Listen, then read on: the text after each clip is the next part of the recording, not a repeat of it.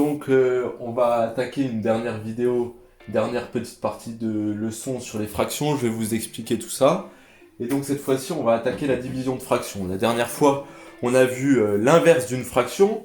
Donc pour rappel, l'inverse d'une fraction, si je vous dis 1/2, l'inverse, c'est 2 sur 1, soit 2. Ici, maintenant, on va voir comment diviser deux fractions l'une par l'autre. Voilà. Donc, hop, j'efface tout ça. Si je vous dis maintenant, on divise 3/2, on va diviser tout ça par 5/7. D'accord? Donc, j'écris ici égal. Première chose, je prends la fraction qui est en fait au numérateur. Hop, je la réécris ici exactement de la même manière. 3/2. Ensuite, je prends la fraction qui est au dénominateur en bas. Je la prends. Je vais la mettre là, mais attention, je vais prendre son inverse.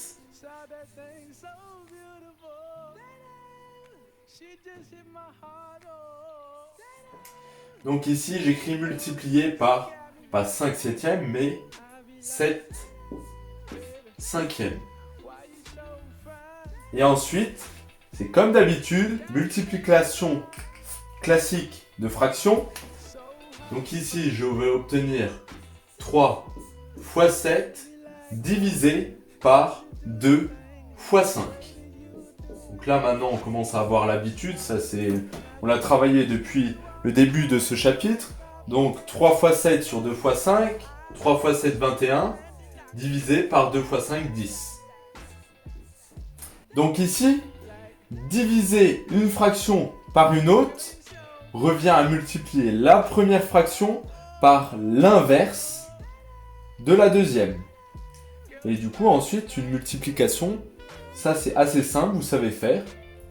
Et donc, on obtient à la fin le résultat. Voilà, donc ça c'est l'inverse d'une fraction. Si jamais il y a des signes négatifs qui interviennent dans le calcul, c'est exactement la même chose. C'est-à-dire que si j'ai un moins 7 ici, j'aurai également un moins 7 là. Donc, un moins 7 dans ma multiplication ici. Et je me retrouverai donc avec moins 21. Donc ça ne change rien au calcul. C'est juste que vous devez être attentif lorsque l'on multiplie des nombres où interviennent des nombres négatifs. Il faut être attentif parce que si jamais, par exemple, j'ai deux nombres négatifs à un moment donné qui se multiplient entre eux, si j'ai mon moins 3 ici, donc je vais avoir moins 3 là, et dans ce cas-là, moins multiplié par moins, deux signes négatifs multipliés ensemble, nous donne un résultat positif. Donc il faut faire attention, lorsque vous avez la multiplication de deux nombres négatifs, ça devient un nombre positif. Voilà. Donc c'est juste le seul point, il faut vraiment être attentif. Bien garder les signes, et lors de la multiplication, regardez, est-ce que c'est positif ou négatif. Voilà. Donc je vais tout de suite passer à un petit bonus. Prévision pour vendredi.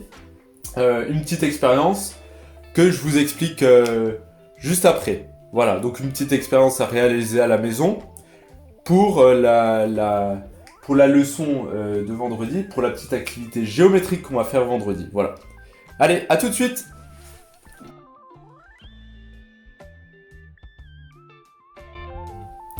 Donc, pour faire l'expérience, vous avez besoin d'un verre. Ici, il fait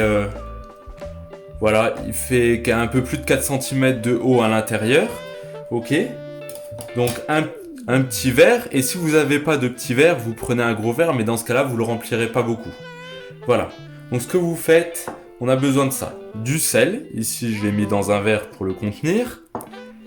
Un cure-dent ou un bout de bois qui tienne sur les deux rebords, sur les rebords du verre. Une petite ficelle qu'on va utiliser. Alors la ficelle, il faut qu'elle soit assez longue pour que repliée, elle puisse aller presque jusqu'au fond du verre. Voilà. Une petite cuillère pour prendre le sel et le mélanger. Et ici, j'ai une carafe d'eau. Donc, première chose, je remplis mon verre. Hop, je remplis mon verre d'eau. Première étape. Ensuite, je prends mon sel, je prends du sel. Hop, et j'en ajoute dans l'eau. Tac. Donc ici, il va falloir mélanger et rajouter du sel jusqu'à ce qu'il en reste un petit peu au fond du verre. Donc ici, je touille, je tourne. Voilà, comme ceci. Et je remarque que ici, au fond du verre, j'en ai un petit peu encore. Mais là, je vais essayer de le diluer au maximum. Là, j'en ai plus du tout. Donc, je reprends. Hop. Le verre avec du sel. Et j'en rajoute. Et je vais en rajouter jusqu'à ce que j'ai du sel qui reste au fond de mon verre où il y a l'eau. Je dilue, je continue. Hop. Ah bah là, j'en ai plus. Donc, je rajoute. Et ça jusqu'à ce que j'en ai encore dans mon verre au fond. Mais il faut pas qu'il y en ait trop.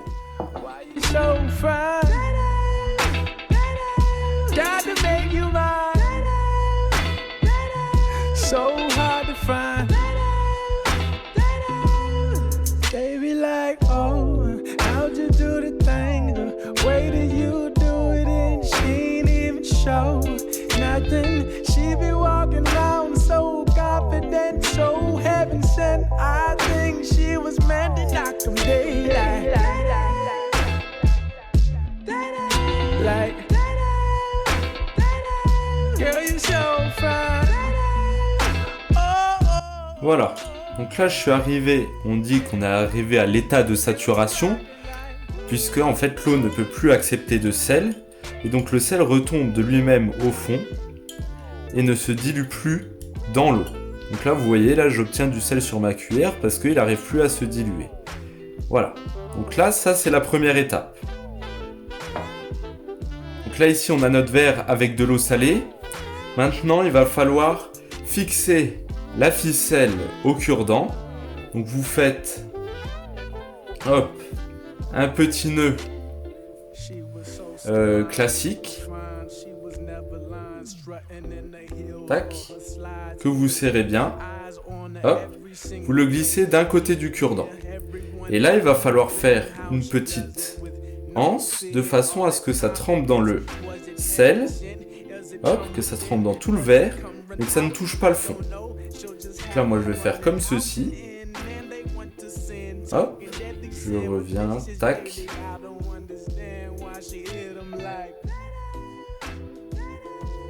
Hop là.